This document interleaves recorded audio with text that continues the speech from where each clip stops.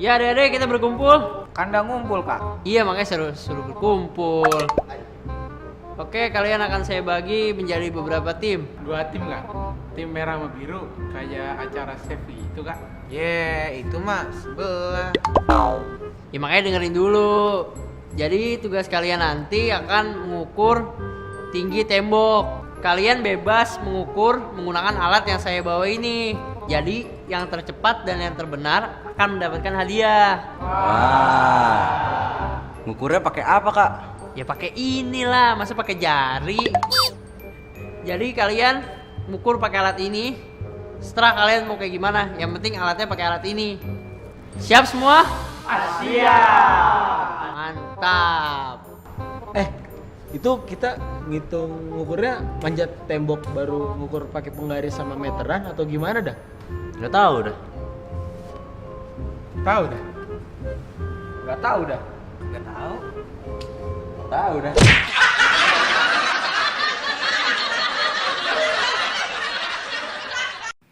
Halo sahabat edukasi, sekarang bagaimana ya kalau kita ingin menghitung tembok atau tiang atau sesuatu yang tinggi yang itu di luar jangkauan kita. Misal juga kalau kita menghitung tingginya Monas. Nah, tapi kalau kita menggunakan konsep Pitagoras, kita bisa menghitung itu dengan aman, safety, dan akurat. Kenapa bisa dengan Pitagoras? Karena Pitagoras itu dalam segitiga siku-siku berlaku kuadrat sisi miring itu sama dengan jumlah dari kuadrat sisi siku-sikunya. Nah, di sini kalau kita lihat ada segitiga dengan sisi miringnya C, kemudian sisi siku-sikunya itu A dan B, maka bisa dituliskan C kuadrat sama dengan A kuadrat ditambah dengan B kuadrat. Atau C sama dengan akar dari A kuadrat ditambah dengan B kuadrat. Nah, hal yang sama bisa kita lakukan pada sisi A. A kuadrat sama dengan C kuadrat dikurangi dengan B kuadrat. Atau A sama dengan akar dari C kuadrat dikurangi dengan B kuadrat.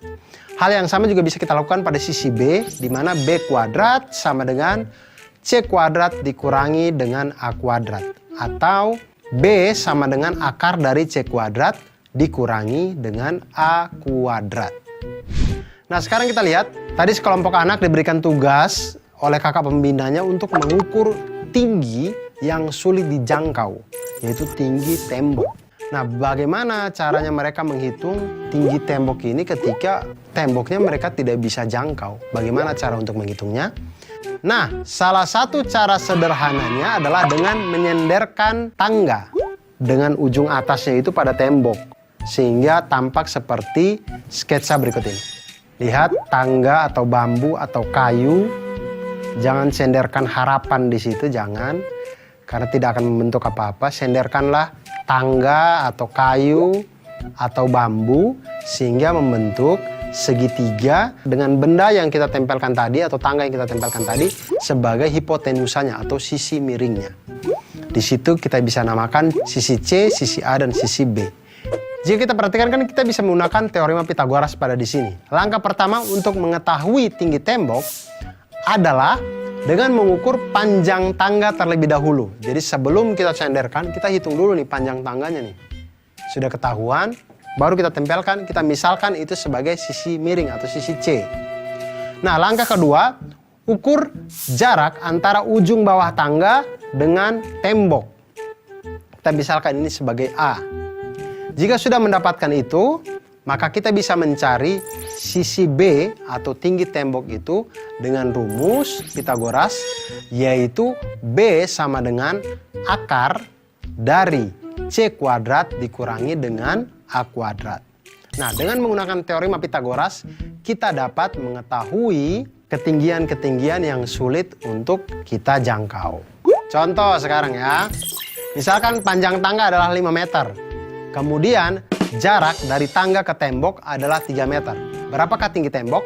Maka tinggi tembok itu bisa kita cari dengan tinggi tembok sama dengan akar dari 5 kuadrat dikurangi dengan 3 kuadrat. Sama dengan akar dari 16 sama dengan 4 meter. Atau tinggi tembok itu setinggi 4 meter. Nah, sahabat edukasi, Selain Pitagoras ini itu kita untuk menghitung tembok, menghitung ketinggian-ketinggian yang tidak bisa kita jangkau, kita juga bisa menggunakan matematika untuk menghitung kemampuan kita untuk memahami kehidupan dunia ini dan membuat kita menjadi orang yang mantul, manfaat, betul.